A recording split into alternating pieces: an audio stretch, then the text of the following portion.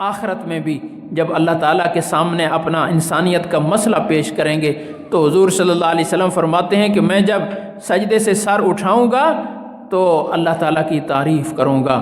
اور اس تعریف میں میری زبان سے ایسے ایسے الفاظ ادا ہوں گے اللہ کی تعریف کے، جب سے اللہ تعالیٰ کی مخلوقات بنی ہیں اور جب تک مخلوقات رہیں گی، اتنے اعلیٰ الفاظ کے ساتھ نہ آج سے پہلے کسی نے اللہ تعالیٰ کی تعریف کی ہے، نہ بعد میں کوئی کرے گا۔ ایسے ایسے الفاظ میری زبان سے اللہ تعالیٰ کی تعریف کے نکلیں گے۔ اس لیے اس منصب کو کہ حضور صلی اللہ علیہ وسلم ساری انسانیت کی سفارش کر رہے ہیں، اس منصب کا نام ہی مقام محمود رکھ دیا گیا ہے، جس میں اللہ کی حمد کی گئی ہو، یہ مقام محمود ہے۔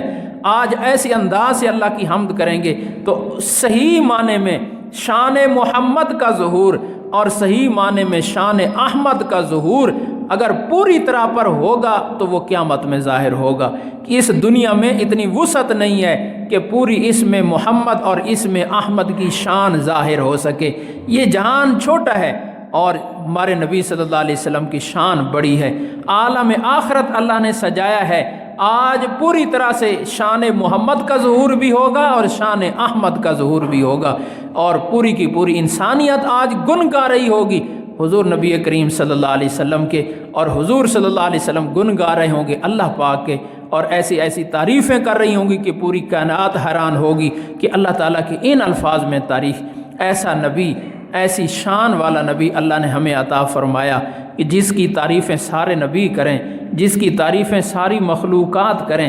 اس نبی کے ہوتے ہوئے ہم غیروں کو دیکھیں اور ان کی غلامی پر فخر کریں تو یہ ہماری قسمت کتنی ماری گئی ہے۔ اللہ نے تو ہمیں اتنا شان والا نبی عطا فرمایا اور ہمیں اس نبی کا کامل امتی بنتے ہوئے آر محسوس ہوتی ہے، ان جیسا حلیہ بناتے ہوئے، ان جیسے اخلاق بناتے ہوئے، ان کی تہذیب اپناتے ہوئے ہم شرم محسوس کریں تو یہ ہمارے لیے کتنی گری ہوئی بات ہے۔ اللہ پاک ہمیں اپنے نبی صلی اللہ علیہ وسلم کی نعمت کی صحیح قدر کرنے کی توفیق عطا فرمائے۔ وآخر دعوانا